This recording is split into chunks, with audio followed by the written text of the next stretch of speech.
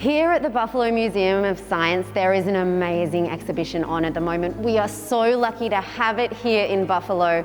Are you ready to step back in time?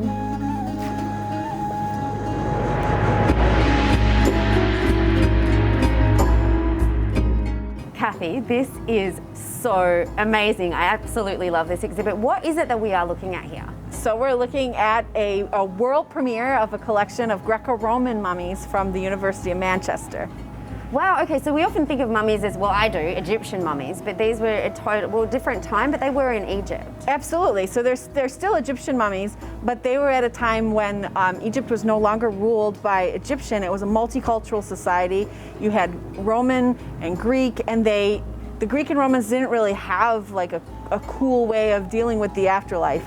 And so they borrowed these techniques from the Egyptians, and you have this remarkable collection of mummies that have both Egyptian symbolism, but then Greek and Roman writing and portraiture, and it's amazing. Wow, and this is not something that you can find anywhere, and we're so lucky to have it in Buffalo, aren't we? We are. I mean, they were, in their day, they would have been very wealthy people. It was the wealthy people that did this mummification process. Absolutely. I mean, even when we talk about Ptolemaic mummies, you know, these are the very wealthy are mummified. And so that nowhere is that more so than with this particular collection. I mean, these are extremely wealthy individuals, or with some of the infant mummies, their families would have been extremely wealthy and were able to prepare their children for the afterlife, albeit prematurely, but have the wealth of the whole family.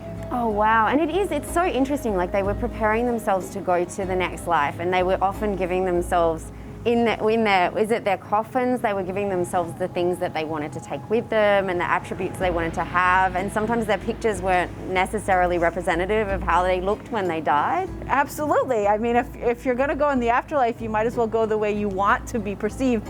So that's especially true with some of the infants. You can see by the size of the coffin cover that these came from smaller individuals or children, but their decorations show an adult. That's because you want to go to the afterlife as an adult, right? Who wants to go to the afterlife as a child? You want to go and live as an adult that you couldn't live during life. So yeah, they're just remarkable. Each one is an individual, obviously, but they all have such unique characteristics. What has blown you away the most? What is the one thing that you love the most about this exhibit and having it here?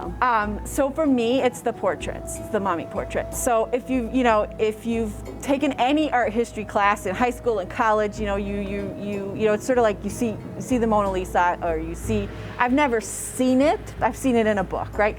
But the mummy portraits that are here right now at the Buffalo Museum of Science are the ones that are in those art history books. And so to stand in front of something you've read about when you talk about Greco-Roman portraiture, and they're right here in Buffalo and you can see them. Wow, this is so amazing. And did you know on Thursdays you can book private tours with up to 6 friends, which is really cool. Otherwise, book your tickets online. If you're not feeling well, don't come. You can transfer them to another day or get a refund. And remember to wear your mask, even though it's not as cool as his mask.